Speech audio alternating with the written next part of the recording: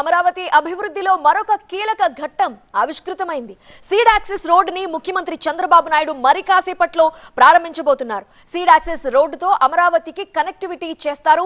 తరువాత Buckingham canal పై steel bridge ని ప్రారంభించనున్నారు. ఉండవల్లిలోని స్టీల్ వంతెన దగ్గర అమరావతిని ప్రతిబింబించేలా ఏ అక్షరంతో పైలాన్ శిలాఫలకాన్ని ఆవిష్కరిస్తారు.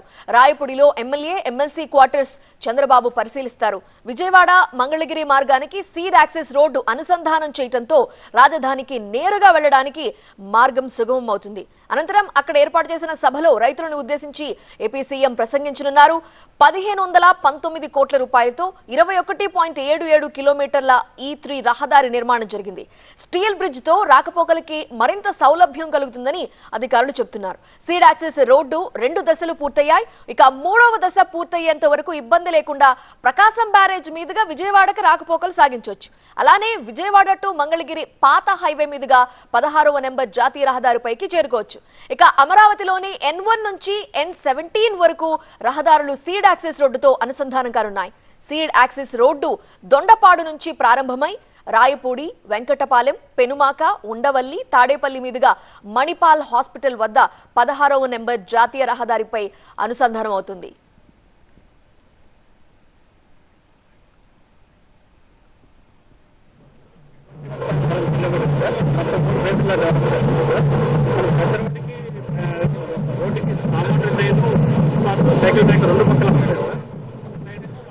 అమరావతి అభివృద్ధిలో ఒక కీలక ఘట్టం ఈ రోజు మనం చూడబోతున్నాం. ఇప్పటికే ముఖ్యమంత్రి చంద్రబాబు నాయుడు, మంత్రి నాదెండ్ల మనోహర్, మంత్రి నారాయణ, అధికారులంతా కూడా అక్కడ ఉన్న దృశ్యాలు మనం చూస్తున్నాము. ఒక ఇమేజ్ ద్వారా అక్కడ సీడ్ యాక్సెస్ రోడ్ ఏ విధంగా కనెక్ట్ అవుతుంది, దాని యూజెస్ ఏంటి అని అధికారులు ముఖ్యమంత్రికి, మంత్రులకి వివరిస్తున్న దృశ్యాలు మనం చూస్తున్నాము. సీడ్ యాక్సెస్ రోడ్డుని మరి కాసేపట్లోనే చంద్రబాబు కాసేపట్లో ప్రారంభించబోతున్నారు. సీడ్ యాక్సెస్ రోడ్డుతో అమరావతి కనెక్టివిటీ పెరుగుతుంది అని చెప్తున్నారు. బకింగ్హామ్ కెనాల్ పై స్టీల్ బ్రిడ్జ్ ను కూడా ప్రారంభిస్తారు. సో శిలాఫలకం ఉన్నట్టుంది, దాన్ని ఆయన ఆవిష్కరించబోతున్నట్లుగా మనకు అర్థమవుతోంది. మీరు ఈ పక్కన ఆఫీసర్లు ఆ పక్క వస్తారు.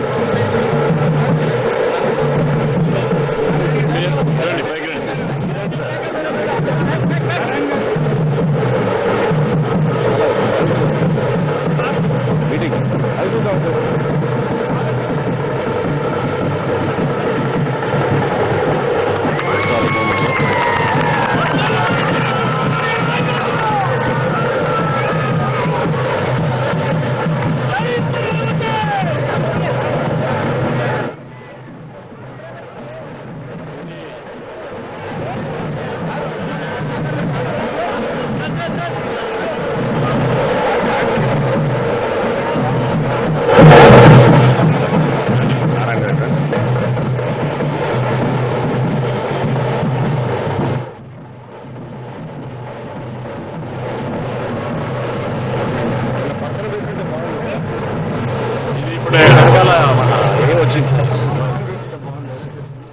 ఆంధ్రప్రదేశ్ రాజధాని ప్రాంత ప్రాధికార సంస్థ అంటూ అక్కడ ఒక శిలాఫలకం మనకు కనిపిస్తోంది.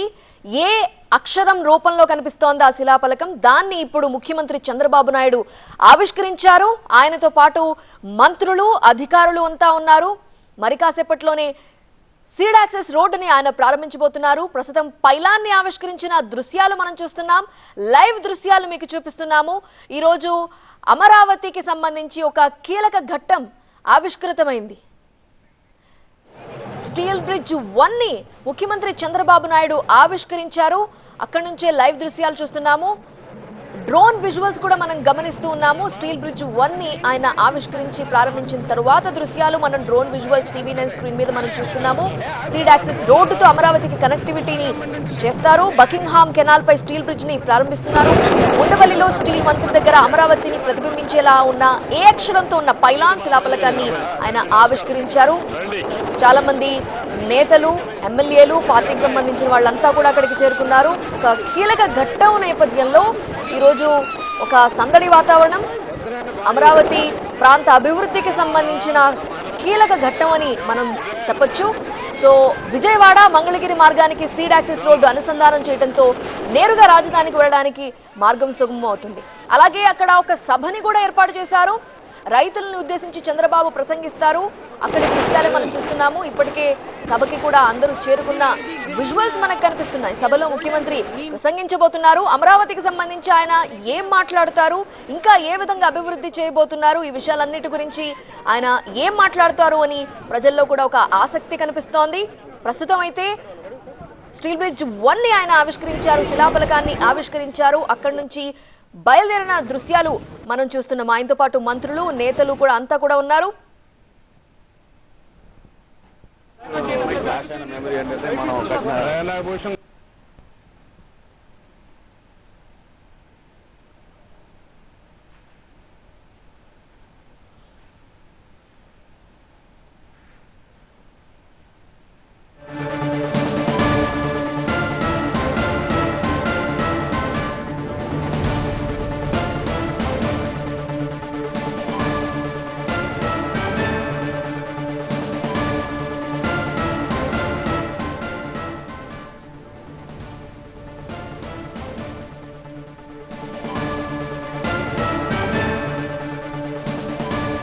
పైలాన్ని, శిలాఫలకాన్ని ఆవిష్కరించారు ముఖ్యమంత్రి చంద్రబాబు నాయుడు.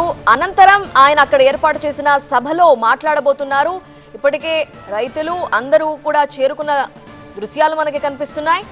సో మరి కాసేపట్లో ముఖ్యమంత్రి చంద్రబాబు నాయుడు అక్కడ ఏర్పాటు చేసిన సభకి హాజరు కానున్నారు.